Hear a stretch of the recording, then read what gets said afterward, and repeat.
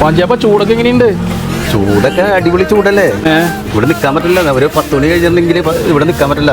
എത്ര വെയിലുണ്ടായാലും പാഞ്ചാബിന്റെ കളറ് ചുവക്കാന്നല്ലാണ്ട് വേറെ ഒന്ന് കരിവാളിക്കൊന്നുമില്ലട്ടാ. നമ്മളൊക്കെ കരിവാളിച്ചൊരു പരിപാടി. ഗ്യാരണ്ടി കളറാണല്ലേ?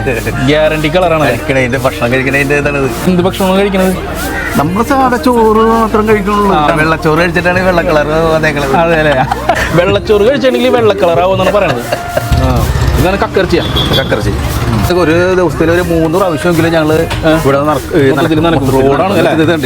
ഈ സൂര്യ ശരിക്കും നേരെ ഇങ്ങനെ തട്ടുമേൽക്കാണ് വന്നത്. ചിലപ്പോൾ നിൽക്കാൻ പറ്റില്ല, വേർത്ത് കുളിക്കാണ്. ഈയിടെയായിട്ട് എല്ലാ ദിവസവും ചെയ്യുന്ന ഒരു പരിപാടിയാണ് ഈ കാണുന്നത്. നമ്മുടെ കടയും പരിസരവും ഇവിടെ മോട്ടർ അടിച്ചിട്ട് നല്ലോണം ഇവിടെ നനച്ചോടും. നമുക്ക് കിണറുകൊണ്ട് കിണറ്റിൽ നല്ലോണം വെള്ളം ഉള്ളതുകൊണ്ട് തന്നെ നമുക്കൊരു പ്രശ്നമില്ല. ഇങ്ങനെ നമ്മൾ ഡെയിലി ഒരു 2-3 പ്രാവശ്യമൊക്കെ ചെയ്യാറുണ്ട്. എനിക്കറിയാം ഇപ്പോഴത്തെ ഒരു സിറ്റുവേഷൻ വെച്ചിട്ട് കുടിക്കാൻ തന്നെ വെള്ളം കിട്ടിയാൽ ഭാഗ്യം. വില അത് തന്നെ 380 തന്നെ.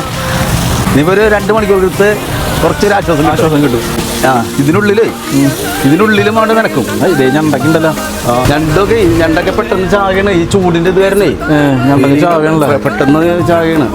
സംഭവം ശരിയാണ്ട. ഇങ്ങനൊരു പരിപാടി ചെയ്തപ്പോൾ ചെറിയൊരു ആശ്വാസം തോന്നുന്നു. അപ്പൊ ഈ ചൂടിൽ നിന്ന് രക്ഷപ്പെടാനായിട്ട് നിങ്ങളുടെ കയ്യിൽ വേറെ എന്തെങ്കിലും പൊടിക്കൈകളൊക്കെ നിങ്ങൾ താഴെ ഒന്ന് കമന്റ് ചെയ്തിട്ട് അറിയിക്കണം കേട്ടോ.